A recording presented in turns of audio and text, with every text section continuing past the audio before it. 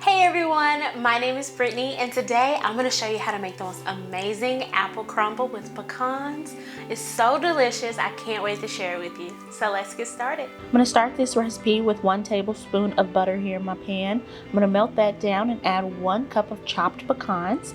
You want to toast these in the pan until they're nice and fragrant and stir frequently so you don't burn them. I have a cup of sugar, 1/4 of a cup of cornstarch, a pinch of salt, 1/2 teaspoon of cinnamon, and mix that together and set it aside to coat my apples later. For my filling, I'm going to peel and quarter 4 large apples. I have 2 teaspoons of lemon juice and 4 tablespoons of melted butter and give that a mix.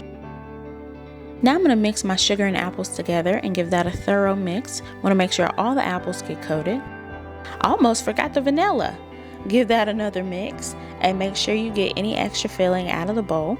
I'm going to press this lightly down into my pan to get rid of any air pockets in the apples. For the crumble, I have 5 tablespoons of softened butter, 1/3 of a cup of brown sugar, 1 tablespoon of sugar, 2/3 cup of flour, and my toasted pecans.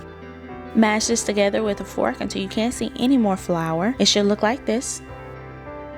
Take a handful of crumble and squeeze it into a little brick, and now crumble it over your apples. This is going to give you a bunch of different crumble sizes so they're not all just small tiny crumbles.